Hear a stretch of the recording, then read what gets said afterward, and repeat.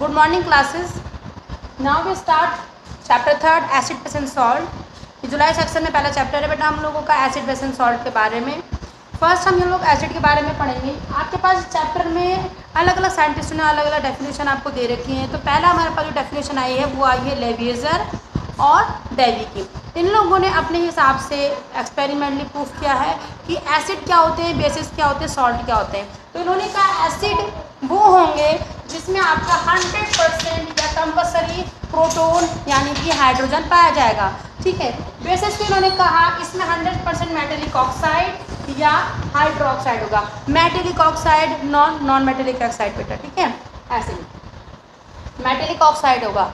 Third salt के बारे में इन्होंने कहा सॉल्ट वो होते हैं जो एसिड और बेस को इंटरेक्ट करके जो बन के निकल के आता है उसको हम लोग सॉल्ट का नाम देते हैं. फिलहाल इतना ही इन्होंने इसमें दे रखा है. मैं कुछ एग्जांपल कंसीडर करा दूं. जैसे एसिड के लिए हम लोगों ने HCl का एग्जांपल बेस्ट है. इसके लिए हम ले लेते हैं जैसे NO2 हो गया हमारे पास. ठीक है. NaOH. इसके अलावा सॉल्ट में हम लोग ले लेते हैं जैसे NaCl. ठीक है. और भी है हमारे पास जैसे CaSO4 हो गया हमारे पास, CuSO4 हो गया. ठीक है. ये हमारे पास क्या हो गए सॉल्ट के एग्जांपल हो गए. इसके बाद on the basis of sources इसको क्लासीफाई किया गया है कि आप एसिड बेस एंड सॉल्ट को on the basis of sources किस तरीके से क्लासीफाई करेंगे. यानी कि ये आपके सोर्सेज के बेसिस पे भी क्लासीफाई किए जाते हैं. तो एसिड को आज हम टॉपिक लेते हैं एसिड का. तो एसिड को दो पार्ट में डिवाइड किया जाता है, ऑर्गेनिक के फॉर्म में और इनऑर्गेनिक की फॉर्म में. ठीक है. तो ऑर्गेनिक जो होते हैं बेटा वो आपको बेसिकली प्लांट से मिलते हैं और ये वीक एसिड होते हैं. Weak acid.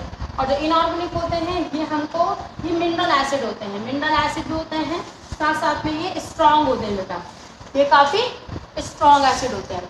तो यहाँ पे ऑर्गेनिक के बारे में हम लोगों ने देखा कि ऑर्गेनिक हमारे प्लांट से नेचर से मिलने वाले होते हैं और ये हमको क्या मिलते हैं मिनरल से या हम लैब में इसको प्रिपेयर करते हैं. ये वीक एसिड इसलिए कहलाते हैं क्योंकि ये आपके आयंस और मॉलिक्यूल में टूटते हैं. और जो स्ट्रॉन्ग एसिड होता है स्ट्रॉन्ग एसिड वो आपका आयंस में टूटता है बेटा. इसको याद रखना हमेशा.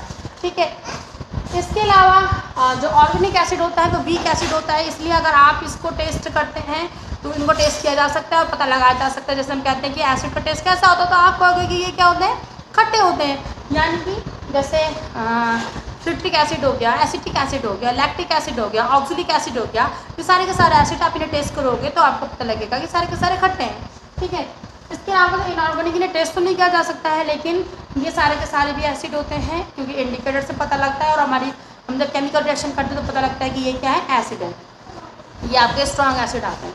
इसके अलावा इनको और भी on the basis of basicity के बेस पे भी इनको अलग अलग किया जा सकता है. तो बेसिसिटी के बेस पे ज़रा इनको अलग करते हैं. बेसिसिटी का मतलब होता है पानी में डिजॉल्व होने के बाद ये आयंस कैसे बनाते हैं. तो ये हो गया आपका डिपेंडिंग अपॉन बेसिसिटी.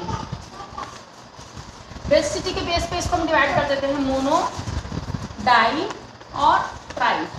और भी होते हैं. ट्राई के बाद आपके पास पॉली भी आता है लेकिन फिलहाल मैं ट्राई तक समझा दूँ आपको. ठीक है. टेट्रा बेसिक भी हो, चार भी हुआ. मोनो का एग्जांपल देखो. आपने लिया HCl. आप जब इसे वाटर में डिजॉल्व करेंगे तो ये बनाता है H3O पॉजिटिव आयन. यानी कि एक हाइड्रोनियम आयन की फॉर्मेशन करता है और क्लोरीन को बाहर निकालता है. ठीक है. तो मोनो माने होता है एक. सिंपल आप यहाँ देखें H पॉजिटिव H दिख रहा होगा आपको तो आप कहेंगे एक हाइड्रोनियम आयन बनेगा.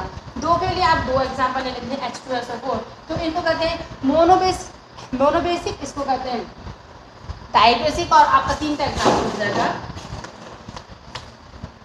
ये आपका ट्राइबेसिक हो गया. ठीक है. इसके बाद मोनोबेसिक, डाइबेसिक और ट्राइबेसिक हो जाता है. ओके बेटा.